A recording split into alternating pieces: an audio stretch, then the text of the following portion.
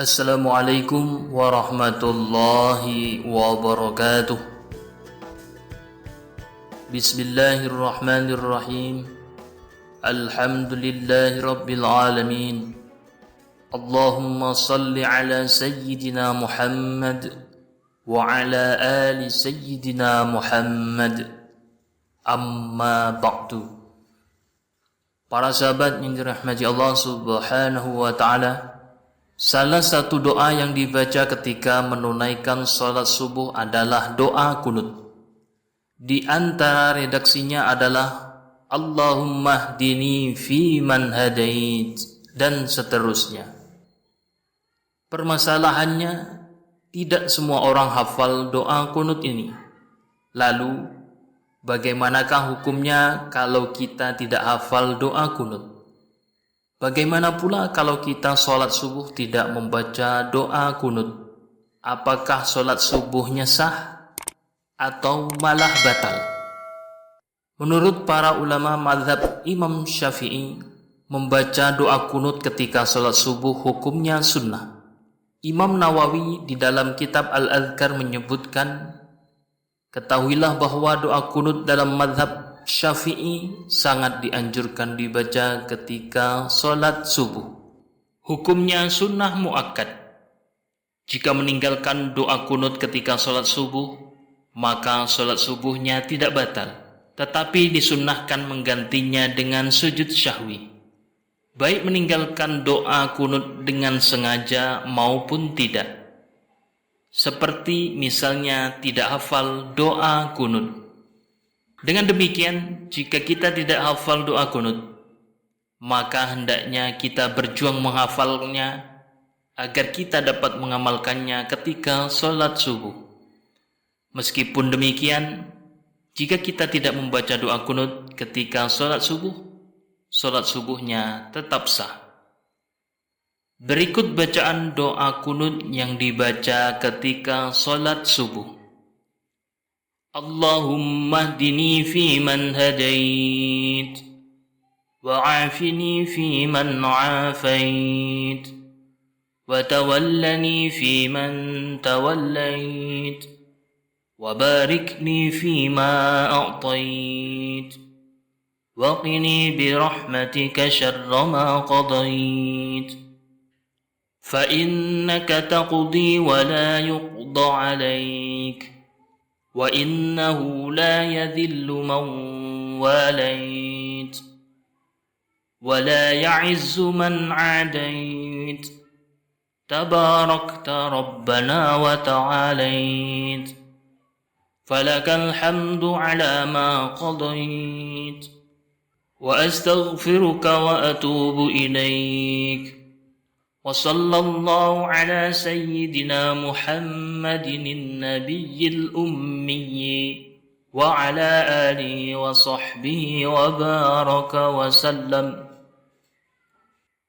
اللهم اهدني فيمن هديت وعافني فيمن عافيت وتولني فيمن توليت وباركني فيما أعطيت وقني برحمتك شر ما قضيت فإنك تقضي ولا يقضى عليك وإنه لا يذل من واليت ولا يعز من عاديت تباركت ربنا وتعاليت فلك الحمد على ما قضيت وأستغفرك وأتوب إليك وصلى الله على سيدنا محمد النبي الأمي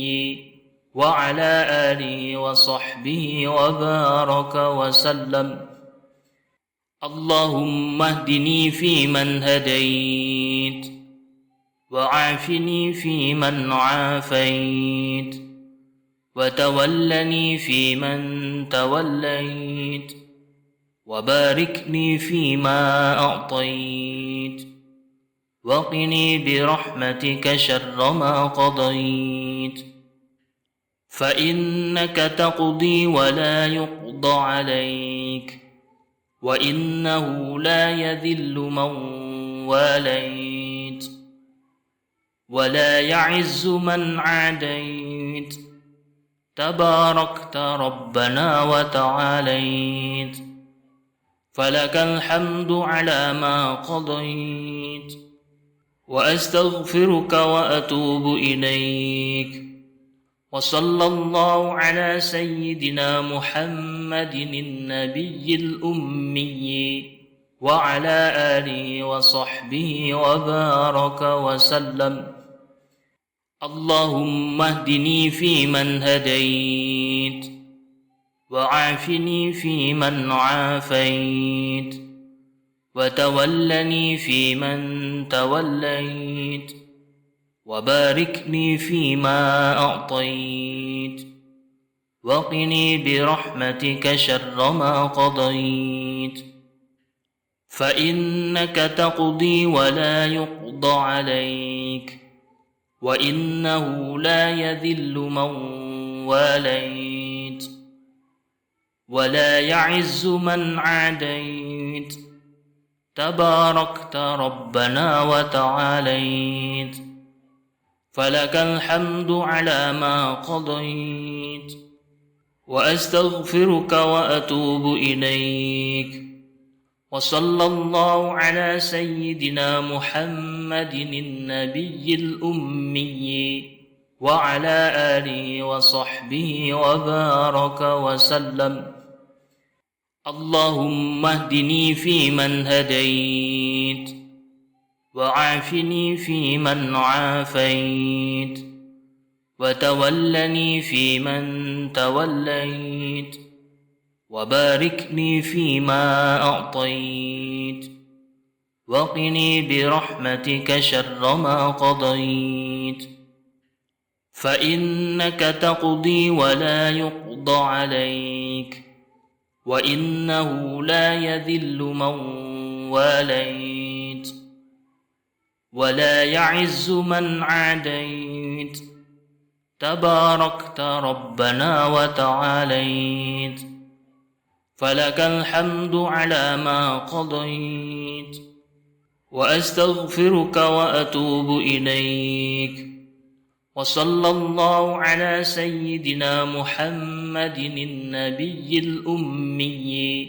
وعلى آله وصحبه وبارك وسلم. Semoga kita dimudahkan mengamalkannya.